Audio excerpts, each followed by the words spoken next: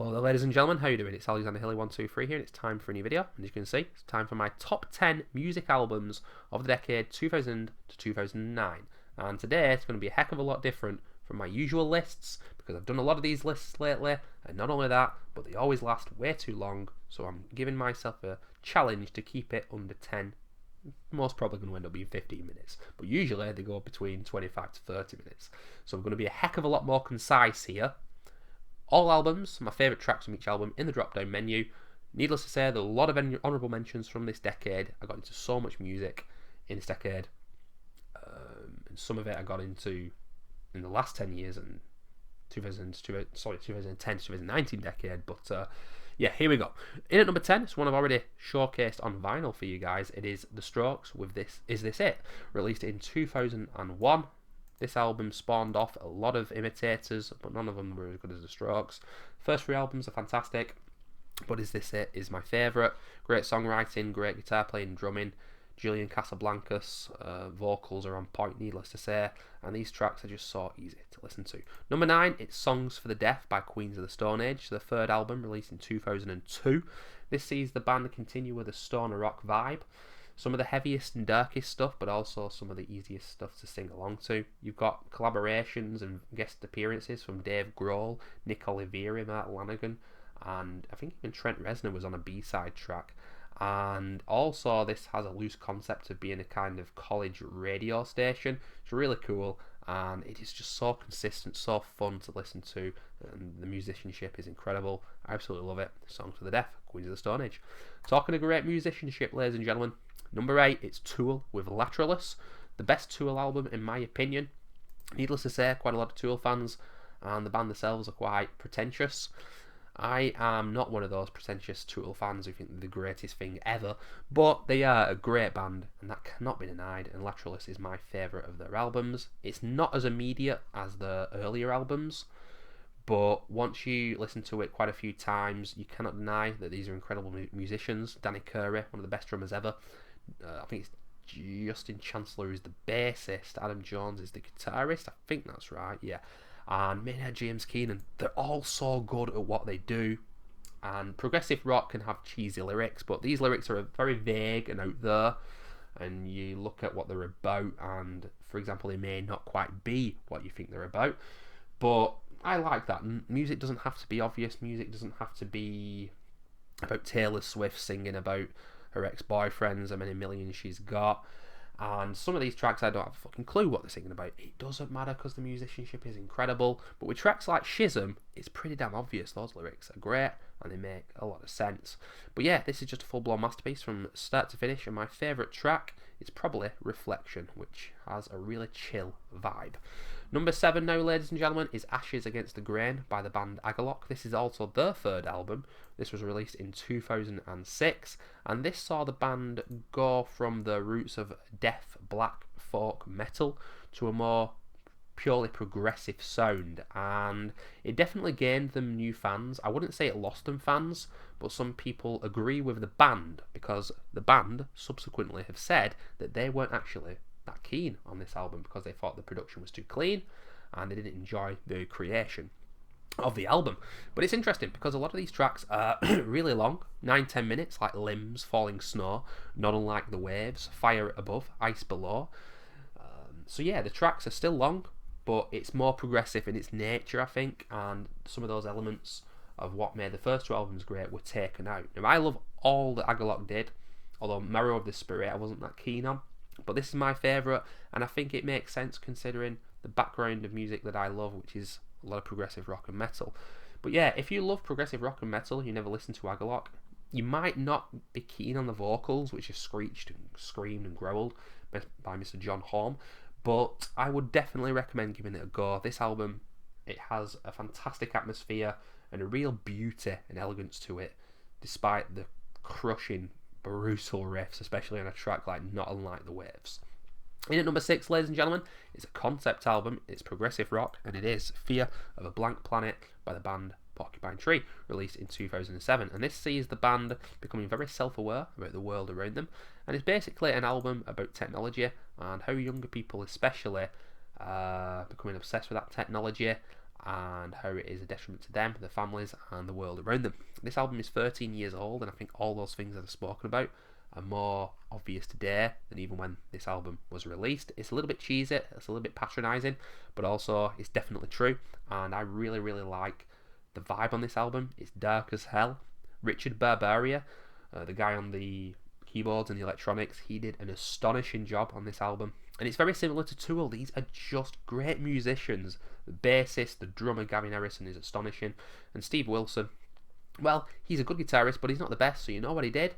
He got Robert Fripp and Alex Lifeson on board from King Crimson and Rush, respectively. Fear of a Blank Planet is a fantastic opener. My Ashes, Anathematize, one of the best progressive rock songs ever. And it ends with Sleep Together. It's just an amazing album. If you love progressive rock and you've never heard it, dear Lord, you need to. Number 5, ladies and gentlemen, it is Fleet Foxes. Foxes, not Floxes. It's been a long day. With the eponymous debut album released in 2008. And this really started so much for me and got me into so many other folk bands like Iron and Wine and Band of Horses, other bands around about at that time, but also older shit like Neil Young and Nick Drake, and opened so many doors for me. The harmonies and the vocals in general from Robin Pecknold are so lovely, and it is just such a pleasure to listen to, and it's just such an easy album to listen to. But there's a lot of great instrumentation going on here as well, as you will see in the Wikipedia notes. There's a lot of flutes being played and other instruments in the mix for a fuller sound. But I absolutely love Blue Ridge Mountains. It's my favourite track on the album, and it's an album which gives me goosebumps because it's just a special one for me personally, and I think it's genuinely one of the best albums of this decade of any genre of music. In at number 4, ladies and gentlemen, is a band that I do like a lot. They made 4 albums, but this album is a cut above anything else they did. I think it's their full-blown masterpiece, and I wish I could get it on vinyl, but it's not available on vinyl. It is Ocean Size with Frames. And this is also their 3rd album. A lot of these bands were making their 3rd album when they were making the best, considering this list so far. And this was released in 2007, and the first 2 Ocean Size albums were good. The 4th album, the last one before they split up, was good.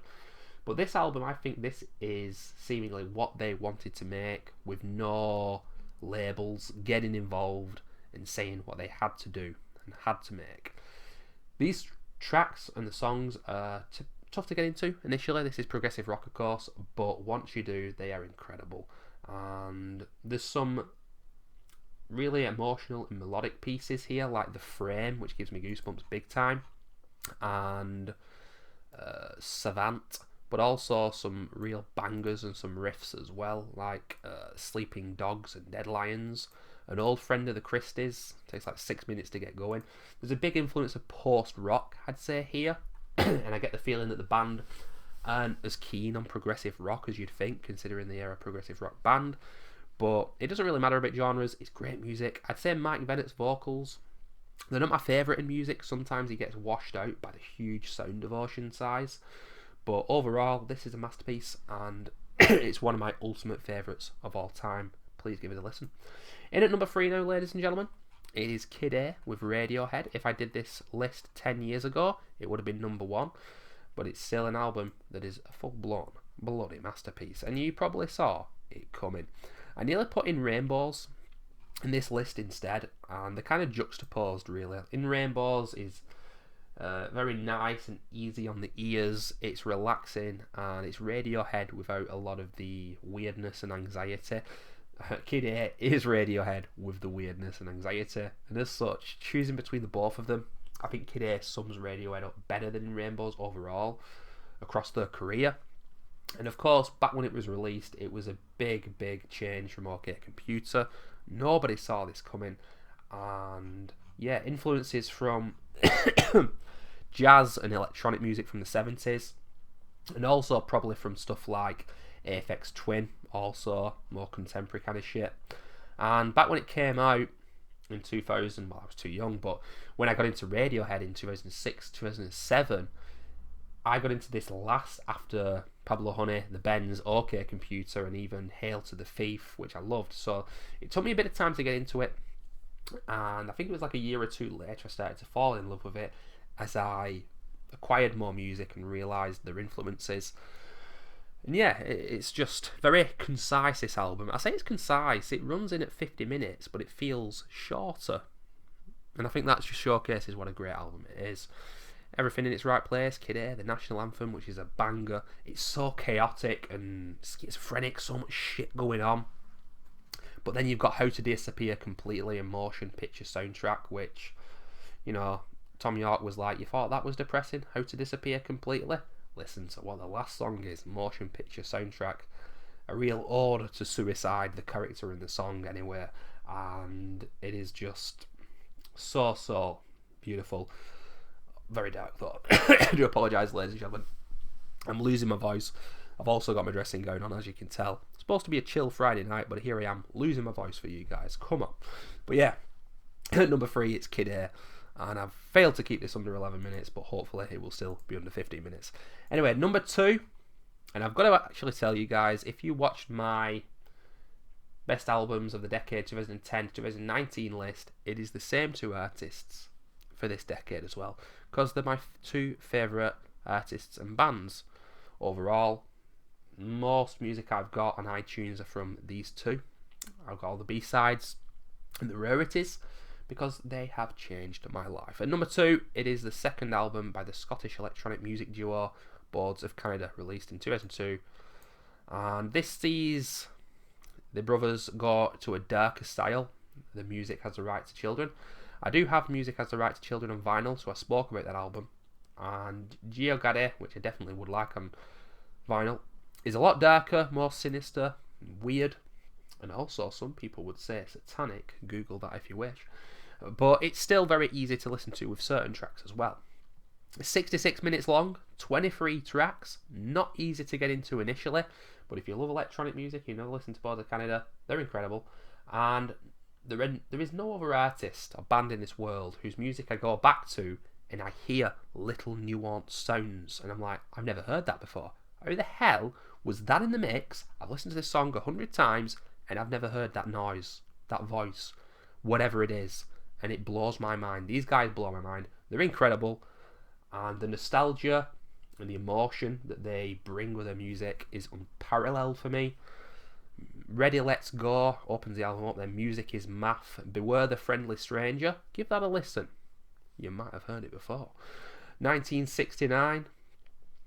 Over the Horizon Radar gives me humongous goosebumps. It is so beautiful, and it's 1 minute and 10 seconds. Shorter tracks, you'd think the filler with Boards of Canada, they make sure if a piece of music is 1 minute, you will be longing for it to have lasted for 5 minutes. They're incredible at that. So yeah, a lot of artists, so the short tracks, you're like, yeah, this is just throwaway. Not with Boards of Canada. And I find it hard to say what my favourite Boards of Canada album is, because they're all so damn good. Sometimes Geogad is my favourite, sometimes even Campfire Head Phase is my favourite. None of their albums got bad reviews, but I think mostly, overall, people would say Campfire Head Phase is the least favourite and the worst. But for me, sometimes it's my favourite. It's just because they've made a great discography and they're an amazing duo. Geniuses. And at number 1, ladies and gentlemen, it's the same artist that came out top in my 2010 to 2009 list. 2019 list, because of my favourite band. It is Catatonia with The Great Cold Distance, released in March 2006. And you better believe I got this one on vinyl. It was the first vinyl that I actually picked up. And this sees the band, and I said this a few times, I think, or maybe it was in my take before, because I've had a few attempts at making this video and it's gone on too long. But one common theme of this video has been bands making material which is perhaps heavier or more intense or just generally more consistent and better than their other material, but also making material with a few of the tracks which maybe perhaps were singles that people could enjoy, and it's a bit more aiming for that mainstream and chorus verse chorus and something that everyone can enjoy. And Catatonia, in my opinion, nailed it with this album. Of course, they started as a doom metal band, and needless to say, if you're going to diversify as a metal band, you're going to lose fans. But I love their older stuff. I love it when it was unpolished. I love it when it became polished. I love it when it's metallic, as they've gone electronic. And I think this album, The Great Cold Distance, just finds themselves right in the middle of what the band used to be, what they were at this time, what they have become. In 2019-20, as the new album City Burials comes out, I do kind of wish and hope that they come out with a little bit of a heavier album than The Fall of Hearts. I am missing that heavier style, because a lot of bands that used to make heavier music are now kind of mellowing out. But we need new artists and bands to give us this rock and metal, because it's certainly not in the mainstream. The mainstream is all about mumble rap these days, in my opinion, and also just generic garbage pop. But yeah, if you are a metal fan, you never listen to Catatonia, you should appreciate this album, but you might find it a bit poppy, because tracks like Deliberation and My Twin and July, there's that poppy edge, chorus, verse, chorus, but then tracks like Consternation, Follower, Rusted and Increased, pardon me, the guitars sound absolutely humongous. There's multiple guitars going at the same time. It's quite technical, and Jonas Rent's vocals are an absolute delight and so unique, really. His Swedish accent, which comes through really strongly, but also the fact that the clean vocals and his vocals have improved. Across the discography, there's something to enjoy for everyone. But ladies and gentlemen, this has been my top 10 music albums of the decade 2000 to 2009. I've not even kept it under 15 minutes, but you know what? It doesn't matter, because I don't usually keep these anywhere near under 20 minutes, so I've done well, all things considered. No more of these lists to come for quite a while. In fact, for the next few months, there's going to be Doom Eternal, there's going to be Resident Evil 3 remake, and there's going to be The Last of Us 2, because gaming is exciting to me for the first time in quite a while. Looking forward to all those games.